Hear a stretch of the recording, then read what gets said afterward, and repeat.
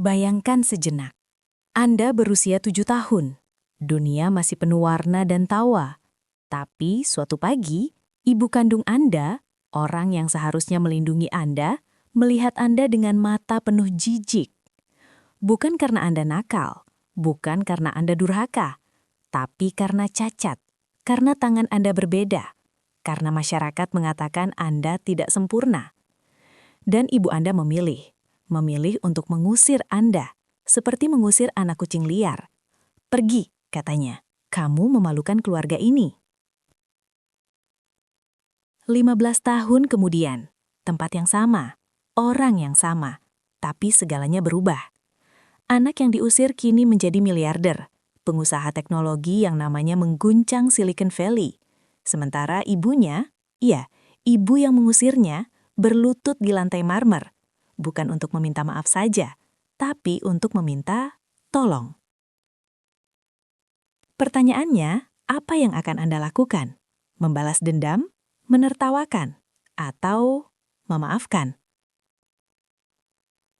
Ini bukan fiksi, ini kisah nyata yang viral di TikTok, mengumpulkan 50 juta views, dan mengajarkan kita semua.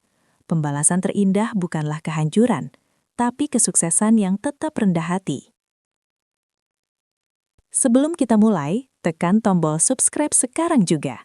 Nyalakan lonceng notifikasi, karena kisah-kisah seperti ini, kisah nyata yang menggoyahkan fondasi kepercayaan kita pada keluarga dan pengampunan, hanya bisa terus kami hadirkan berkat dukungan Anda.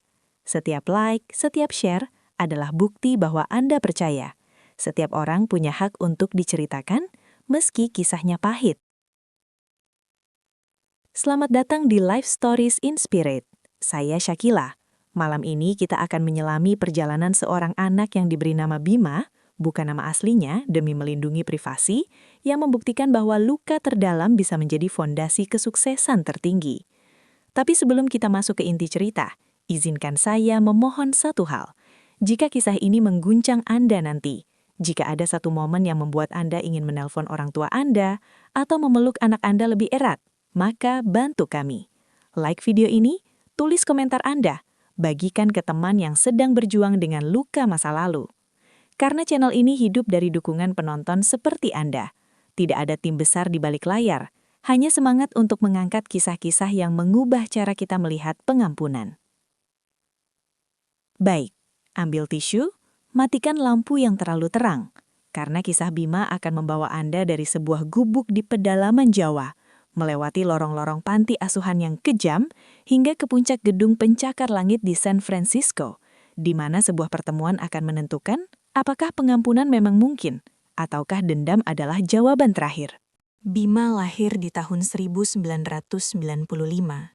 di sebuah dusun di Gunung Kidul, Yogyakarta. Anak kedua dari 3 bersaudara. Ayahnya, Pak Tarno, adalah petani tembakau yang juga tukang batu. Ibunya, Bu Sari, adalah perempuan yang dikenal ketat, religius, dan amat peduli pada penampilan keluarga. Bima lahir dengan sindaktili, kondisi di mana 2 jari tangannya menyatu. Di mata medis, ini operasi sederhana. Di mata masyarakat desa tahun 90-an, ini kutukan. Anak itu di bawah setan, bisik tetangga saat Bima berusia 3 bulan. Lihat tangannya, tidak normal. Bu Sari tidak pernah mengatakan apa-apa. Tapi Bima, meski masih bayi, merasakan sesuatu. Cara ibunya memegangnya berbeda. Tidak seperti kakaknya Dodi yang selalu didekap erat. Tidak seperti adiknya Sinta yang selalu dicium berkali-kali. Bima ditaruh di ayunan, diberi makan, dicuci, tapi jarang disentuh dengan kasih.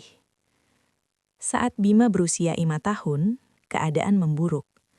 Seorang dukun desa yang dihormati meski tidak berpendidikan, mengatakan kepada Bu Sari, tangan itu menarik energi negatif. Kalau tidak diusir, akan merusak rezeki keluarga. Bu Sari percaya, bukan karena bodoh, tapi karena takut. Takut pada omongan tetangga, takut pada kemiskinan yang semakin menghimpit, takut pada segalanya. Hari itu, Senin pagi, Bima berusia 7 tahun, sedang bermain di halaman dengan kucing kesayangannya. Tangan kirinya yang berbeda, yang sebenarnya hanya jari telunjuk dan jari tengah menyatu, terlihat jelas saat dia mengelus kucing. Bu Sari keluar dari rumah. Wajahnya keras. Di tangannya, sebuah karung goni bekas. Bima, masuk. Bima masuk, tidak curiga. Anak 7 tahun tidak curiga pada ibunya. Di dalam Bu Sari berlutut, bukan untuk memeluk, tapi untuk berbicara dengan mata sejajar. Kamu tidak bisa tinggal di sini lagi. Bima bingung. Kenapa, Bu? Tangan kamu membawa sial. Papa sulit cari uang, kakak Dodi sakit-sakitan. Semua karena kamu. Bima menatap tangannya.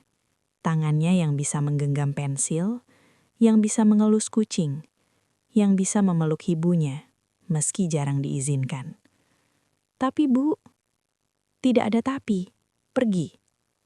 Bu Sari memasukkan beberapa potong pakaian bekas ke karung goni, sebungkus nasi kuning dari semalam, dan 10.000 rupiah, uang yang sebenarnya tidak dimiliki keluarga itu. Ini, pergi ke kota, cari panti asuhan. Jangan pernah kembali. Bima menangis. Papa mana? Kakak Dodi?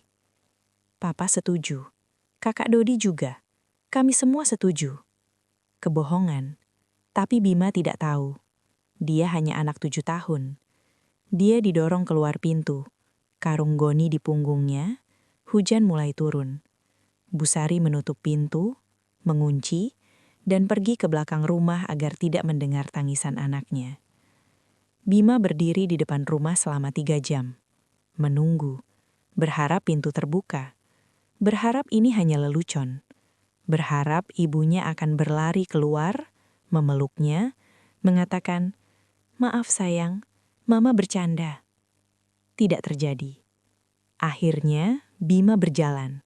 Kakinya kecil, karungnya berat, hujannya dingin. Dia berjalan ke arah yang dia pikir adalah kota, meski dia tidak tahu kota di mana.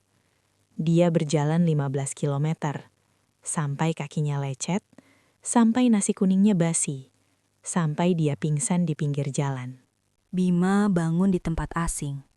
Kasur tipis, dinding bocor, bau kapur barus, dan air kencing. Panti Asuhan Harapan, kata seorang perempuan tua tanpa senyum. Kamu ditemukan di jalan, polisi bawa kemari. Nama? Bima. Umur? 7. Tangan kamu kenapa? Bima menyembunyikan tangan kirinya. Lahir begitu. Perempuan itu buka sinem, menghela nafas. Ya sudah, tidur di sana, besar kerja. Panti Asuhan Harapan bukan tempat harapan. Ada 30 anak, 2 pengasuh, dan uang makan yang cukup untuk 20 anak. Yang lemah, kalah. Bima lemah. Bukan fisik, tapi mental. Dia masih trauma. Masih menangis setiap malam. Masih memanggil Bu dalam tidur. Anak-anak lain mengejeknya. Anak buangan, tangan monster. Ibunya sendiri tidak mau. Bima berkelahi setiap hari. Dengan tangan kanannya yang normal, dengan tangan kirinya yang aneh. Yang sebenarnya lebih kuat. Karena terbiasa mengkompensasi. Dia kalah lebih sering daripada menang. Tapi dia tidak pernah menyerah. Di usia 9 tahun, Bima menemukan sesuatu. Komputer. Bekas. Pentium 3.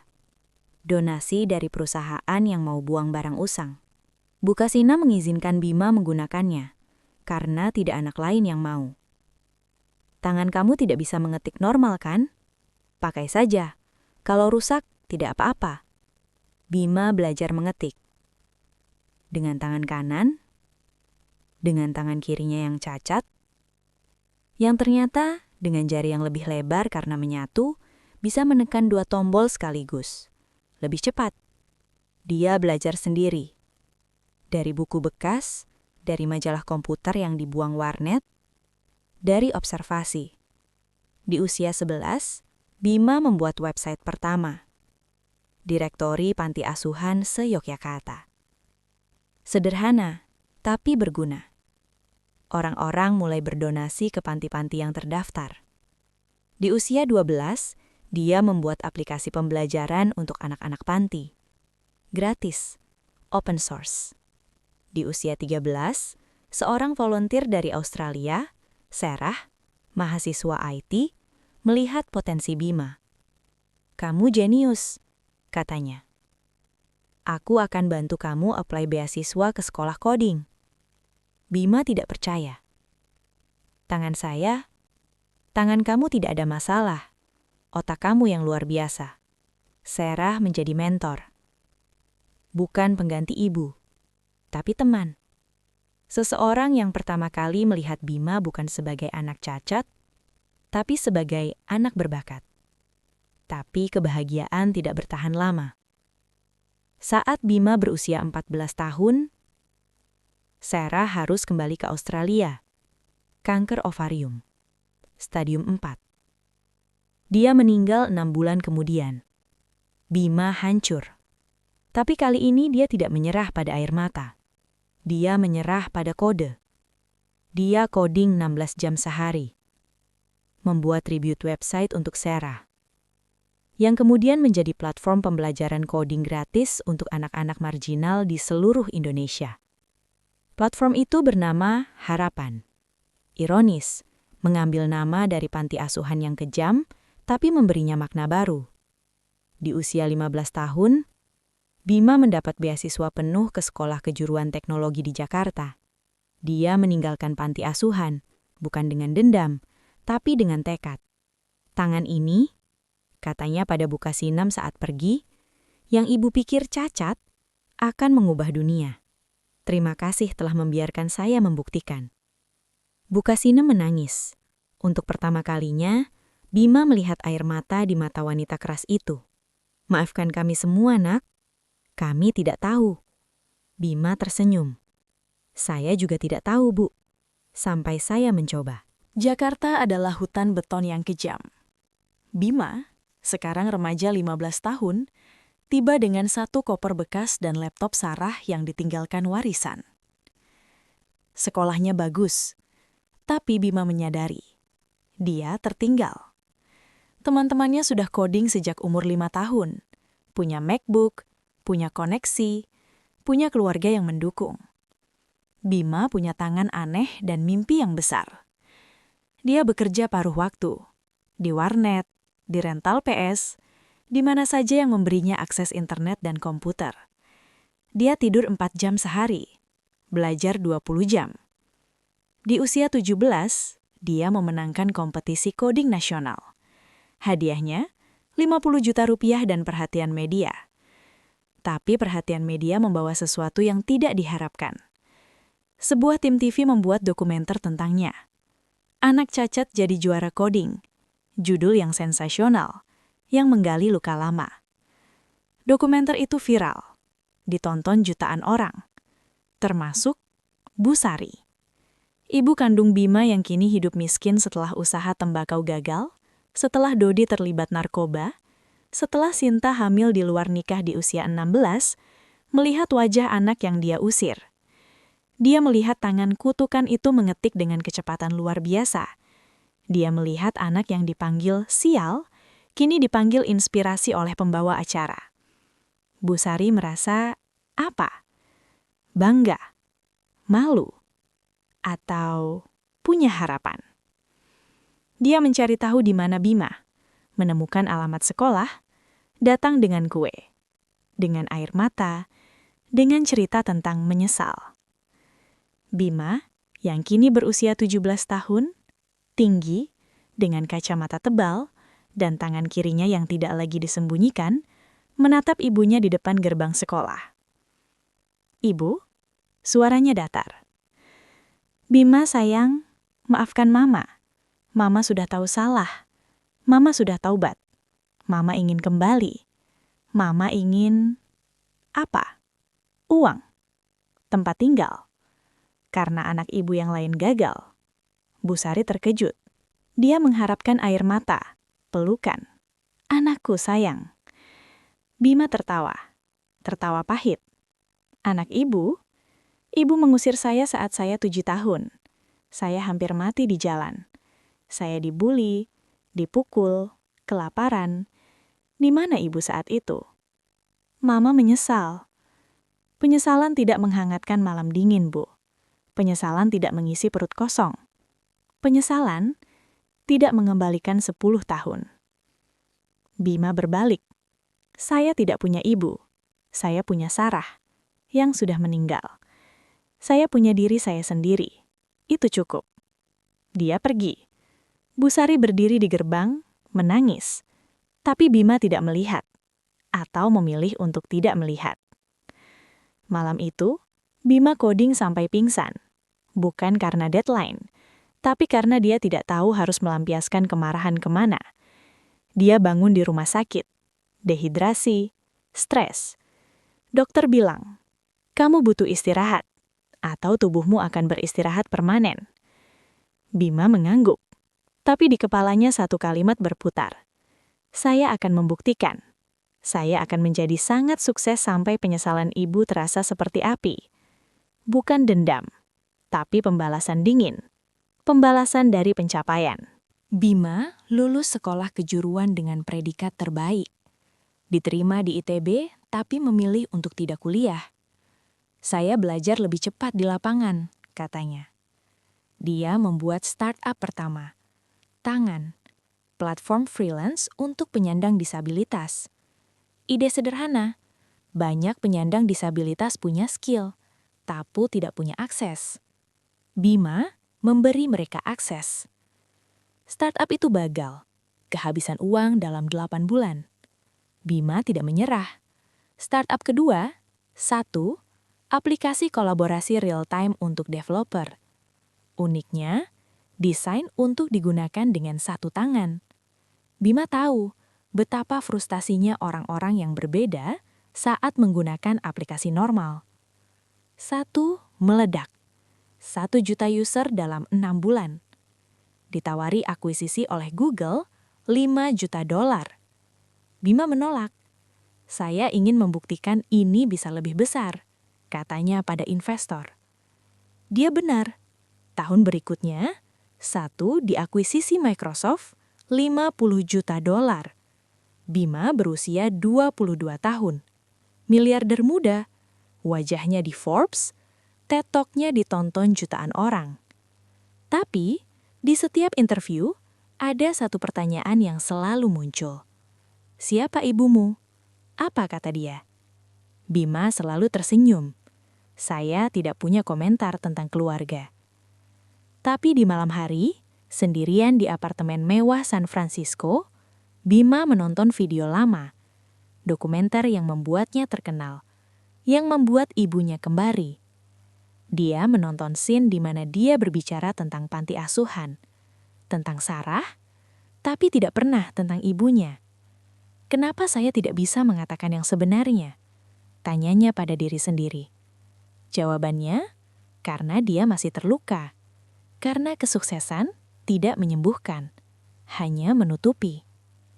Tahun 2020, pandemi COVID-19, Bima berusia 25 tahun. Perusahaannya bernilai $200 juta. Dia memutuskan untuk pulang ke Indonesia. Bukan untuk bertemu ibu, tapi untuk membangun pusat teknologi di Yogyakarta. Memberi kembali, katanya pada media. Tapi di dalam hati, dia tahu, dia ingin membuktikan. Di tempat dia diusir, dia akan membangun istana. Pusat Teknologi 1 Akademi dibangun di Gunung Kidul, di desa yang sama, hanya 2 kilometer dari rumah keluarganya. Bima sengaja, dia ingin ibunya melihat. Dia ingin ibunya tahu, anak yang dianggap sial kini menjadi berkah bagi ribuan orang. Dan ibunya memang melihat. Setiap hari, di berita, di spanduk, di mulut tetangga yang dulu ikut mengusir Bima. Bu Sari yang kini hidup sendiri setelah Pak Tarno meninggal, setelah Dodi di penjara, Setelah Sinta lari dengan pria tidak bertanggung jawab, melihat anaknya menjadi dewa setempat. Dia mencoba mendekati Bima lagi, lewat pengacara, lewat surat, lewat tetangga. Bima menolak semua. "Saya sibuk," jawab asistennya. Tapi, di malam pembukaan satu akademi, sesuatu terjadi. Pembukaan satu akademi adalah acara nasional. Menteri hadir, gubernur hadir, media dari 10 negara. Bima berdiri di panggung. Jas mahal. Tangan kirinya, yang dulu disembunyikan, kini menjadi ciri khas. Dia tidak lagi malu. Dia membuatnya sebagai logo perusahaan.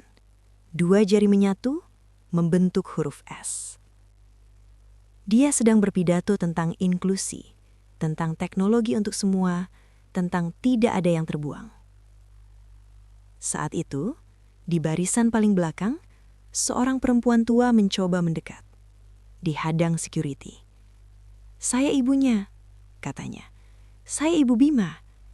Security tidak percaya. Tidak ada ibu di daftar undangan. Tidak ada ibu di profil Bima. Perempuan itu, Bu Sari, berusia 55 tahun tapi terlihat 70, rambut putih, baju lusuh, berteriak, "Bima, anakku, mau minta maaf." Suasana hening. Ratusan kepala menoleh. Kamera beralih. Bima di panggung membeku. Dia melihat. Ibunya. Setelah 15 tahun. Setelah dia menjadi sesuatu. Dia bisa mengabaikan. Bisa membuat security mengusir. Bisa melanjutkan pidato seperti tidak jadi apa-apa. Tapi dia tidak melakukan itu. "Biarkan dia maju," kata Bima pada mikrofon. Suaranya tenang, terlalu tenang. Bu Sari berjalan, perlahan. Lututnya lemah, artritis, dari tahun-tahun bekerja keras tanpa perawatan. Dia berjalan ke depan, melewati menteri, melewati gubernur, melewati media. Dia berdiri di bawah panggung, menatap Bima yang berdiri 2 meter lebih tinggi, yang berpakaian seperti orang asing, yang memandangnya tanpa ekspresi. "Bima," bisiknya. "Mama." "Ibu," potong Bima. Suaranya terdengar di seluruh ruangan, di live streaming yang ditonton jutaan orang. "Ibu mengusir saya 15 tahun lalu, karena tangan ini, karena ibu pikir saya sial." Bu Sari menangis. "Mama salah, Mama tobat, Mama." "Tobat?" Bima tertawa. "Tobat tidak mengembalikan waktu, Ibu. Tobat tidak menghapus malam-malam saya menangis sendirian. Tobat tidak memberi saya ibu saat saya butuh." Dia turun dari panggung, berdiri di depan ibunya, membuka tangan kirinya, tangan yang kutukan, dan menunjukkannya ke wajah Bu Sari. "Tangan ini, Ibu. Tangan yang ibu malu. Tangan yang ibu pikir akan merusak keluarga. Tangan inilah yang membangun semua ini." Bu Sari berlutut, perlahan. Lututnya berbunyi ketak. Dia berlutut di depan anaknya, di depan ribuan orang, di depan dunia. "Maafkan Mama. Mama tidak pantas jadi ibu. Mama tidak pantas. Hidup." Diam. Bima menatap ibunya yang berlutut. Dia bisa merasakan kepuasan, pembalasan. "Lihat, saya menang." Tapi kemudian, dia melihat sesuatu di tangan ibunya. Bekas luka, bekas kerja keras, bekas hidup yang tidak mudah. Meski dia memilih untuk mengusir anaknya, dia melihat wajah ibunya. Keriput, pucat, mata yang dulu penuh jijik kini penuh penyesalan yang nyata. Dan Bima mengingat Sarah, mentornya, yang pernah berkata, "Pembalasan terindah adalah memaafkan. Bukan untuk mereka, tapi untuk dirimu sendiri. Karena dendam adalah penjara yang kamu bangun sendiri." Bima berlutut, menyamai posisi ibunya. Ruangan terdiam. Jutaan orang di live streaming menahan nafas. "Ibu," kata Bima. Suaranya bergetar. "Saya tidak memaafkan ibu karena ibu pantas dimaafkan. Saya memaafkan ibu karena saya pantas bebas." Dia memeluk ibunya. Busari menangis sejadi-jadinya. Bima juga. Mereka berdua di lantai marmer di depan dunia, menangis seperti anak kecil dan ibunya yang baru bertemu. Tapi ini bukan akhir. Bima berdiri, membantu ibunya berdiri, lalu berbicara pada mikrofon. Satu akademi bukan hanya untuk mereka yang punya segalanya, tapi untuk mereka yang dianggap sial, seperti saya dulu. Seperti ibu saya, yang meski membuat kesalahan besar, pantas mendapat kesempatan kedua. Dia menatap ibunya. "Ibu akan tinggal di sini, bukan sebagai tamu, tapi sebagai staf, mengajar anak-anak tentang apa artinya kehilangan dan menemukan kembali." Busari terkejut. "Aku? Mengajar? Ibu mengajari saya sesuatu yang berharga, Ibu. Ibu mengajari saya bahwa cinta bersyarat bukan cinta. Dan saya tidak ingin menjadi seperti ibu. Saya ingin menjadi lebih baik." Itu adalah pembalasan terindah. Bukan dengan kehancuran, tapi dengan transformasi. Tahun-tahun berikutnya adalah proses penyembuhan. Tidak mudah, tidak instan. Busari tinggal di asrama 1 Akademi. Bukan sebagai ibu Bima, tapi sebagai Busari, pengajar life skills. Dia mengajar anak-anak marginal tentang memasak, menjahit, bertani, skill yang dia miliki dari hidup keras. Awalnya anak-anak tidak suka padanya. "Dia ibu yang mengusir Bima," bisik mereka. Tapi Busari bekerja, tanpa keluh, tanpa meminta perlakuan istimewa. Dia bangun jam 4 pagi, membersihkan halaman, menyiapkan sarapan, menjaga anak yang sakit. 1 tahun berlalu, 2 tahun, 3 tahun. Suatu hari, seorang anak perempuan, Yuni, 8 tahun, dengan kaki palsu, bertanya pada Busari, "Bu, kenapa Bima kakak memaafkan ibu?" Busari terdiam, lalu menjawab, "Karena dia lebih kuat dari ibu, lebih baik dari ibu, dan dia ingin ibu belajar menjadi lebih baik." Yuni memeluknya. "Ibu sudah lebih baik, Bu. Ibu adalah ibu terbaik yang kami punya di sini." Busari menangis, tapi kali ini air mata yang menyembuhkan. Bima? Dia sibuk. Perusahaannya berkembang ke 5 negara. Dia menikah dengan Clara, aktivis disabilitas dari Belanda. Punya anak, Sarah, dinamai mentor yang mengubah hidupnya. Tapi setiap bulan, dia mengunjungi 1 akademi. Bukan untuk bisnis, tapi untuk makan siang dengan ibunya. Mereka tidak pernah membahas masa lalu. Tidak pernah. Mereka membahas sekarang, anak-anak yang progres, masalah di dapur, cuaca. Hingga suatu hari, Busari sakit, gagal ginjal, stadium 4, butuh transplant. Biaya 1 miliar rupiah. Bima tidak ragu. "Operasi, sekarang." Busari menolak. "Uangnya untuk akademi, untuk anak-anak." "Anak-anak punya banyak donor, ibu punya 1, saya." Bima menjalani tes. Cocok. Dia akan donor ginjal untuk ibunya. Sebelum operasi, Busari memegang tangan Bima, tangan kirinya yang cacat, dan bertanya, "Kenapa? Setelah semua yang ibu lakukan?" Bima tersenyum. "Karena ibu mengajarkan saya sesuatu yang berharga, Bu. Ibu mengajarkan saya bahwa saya bisa bertahan tanpa ibu.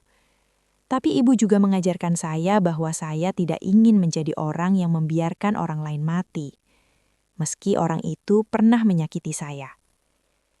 Operasi berhasil. Busari hidup dengan ginjal dari anak yang dia usir, dari anak yang dia anggap sial. Saat pulih, Busari menulis surat, dibacakan pada perayaan 5 tahun 1 akademi. Saya Busari, ibu yang mengusir anaknya karena cacat. Ibu yang memilih takut pada omongan orang daripada melindungi darah daging sendiri. Tapi anak itu, Bima, mengajarkan saya bahwa cacat bukan di tangan. Cacat adalah di hati yang tidak bisa menerima. Dan kesempurnaan bukan di fisik, tapi di kemauan untuk memaafkan. Saya berlutut di depan anak saya 5 tahun lalu, bukan hanya untuk minta maaf, tapi karena saya akhirnya mengerti, saya tidak layak jadi ibu. Tapi dia layak jadi anak. Anak siapapun, bahkan anak saya yang tidak layak itu. Surat itu viral, lebih viral dari kisah Bima sendiri, karena menunjukkan pengampunan bukan satu arah. Bima memaafkan, tapi Busari juga harus memaafkan dirinya sendiri. Sekarang, tahun 2024. Bima berusia 29 tahun. Perusahaannya bernilai 2 miliar dolar. Satu akademi telah meluluskan 10.000 anak. 30% diantaranya penyandang disabilitas. Tapi yang paling dia banggakan? Program Sari, inisiatif untuk ibu-ibu yang mengusir anaknya karena disabilitas. Bukan untuk menghukum, tapi untuk mendidik. Menunjukkan bahwa cacat adalah konstruksi sosial. Bahwa setiap anak punya potensi. Busari yang kini berusia 60 tahun, sehat dengan ginjal dari anaknya, menjadi duta program ini. Dia berbicara di konferensi internasional tentang kesalahannya, tentang pembelajarannya, tentang anaknya yang mengubah segalanya. Saya berlutut di depan anak saya, katanya dalam TED Talk yang ditonton 20 juta orang. Bukan karena dia kaya, tapi karena dia memaafkan.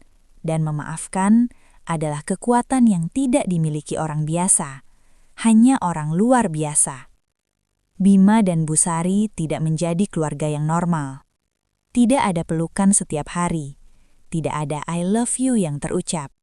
Tapi ada makan siang bulanan, ada telepon saat sakit, ada kehadiran, dan ada pengertian. Beberapa luka tidak bisa sembuh total, tapi bisa diubah menjadi sesuatu yang bermakna. Bima pernah ditanya dalam interview, jika Anda bisa kembali ke usia 7 tahun, apa yang Anda katakan pada diri Anda?